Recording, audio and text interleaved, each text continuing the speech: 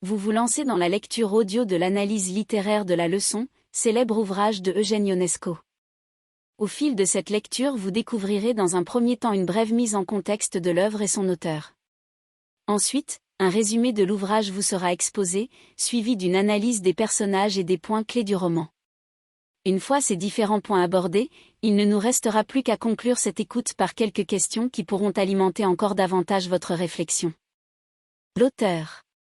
Né d'un père roumain et d'une mère française, Eugène Ionesco arrive en France un an après sa naissance et sera naturalisé français en 1951.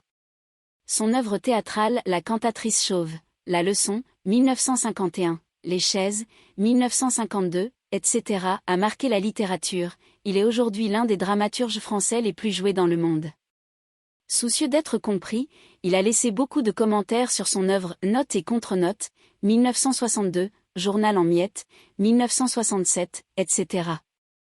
Il a été élu à l'Académie française en 1970. Ionesco est le chef de file du théâtre de l'absurde, nouveau genre théâtral qui vient, au lendemain de la Seconde Guerre mondiale 1939 à 1945, bousculer les règles du théâtre classique. L'œuvre. Pièce en un acte, La leçon a été écrite en 1950 et représentée quelques mois plus tard. Ionesco y met en scène un vieux professeur qui reçoit chez lui une jeune étudiante lui demandant des cours particuliers. Au fur et à mesure de la pièce, la leçon se complique, et la communication ne passe plus entre le maître et l'élève.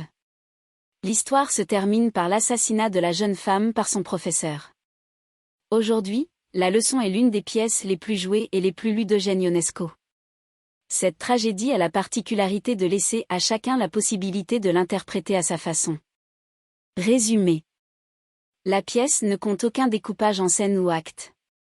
Elle est jouée par 3 personnages, le professeur, l'élève et la bonne du professeur. Une leçon très particulière. Une jeune étudiante envisageant de préparer le concours du doctorat total, pour satisfaire ses parents se rend chez un professeur afin de prendre des leçons particulières. Tous deux discutent d'abord de banalité, l'occasion pour le professeur de tester les connaissances élémentaires de la jeune fille.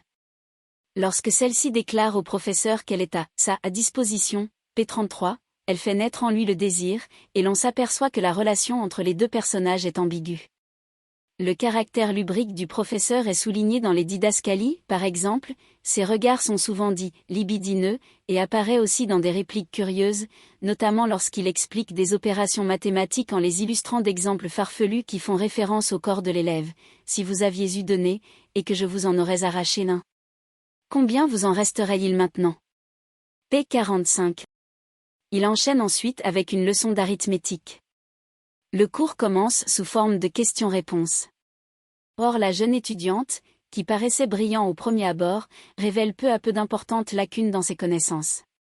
Ainsi, lorsqu'ils abordent l'addition au degré le plus simple qui existe, 1 plus 1, 2 plus 1, etc., le professeur semble s'émerveiller à l'excès du fait qu'elle maîtrise ce niveau élémentaire de savoir. Mais, lorsqu'il envisage la soustraction, il se rend compte qu'elle n'est capable d'aucune réflexion à propos de données simples, il lui est impossible de résoudre 4 à 3 ou de savoir si 3 est plus grand que 4. Paradoxalement, elle parvient à réaliser des calculs extrêmement complexes, P52, ayant mémorisé l'ensemble de toutes les multiplications possibles. Une douleur prémonitoire.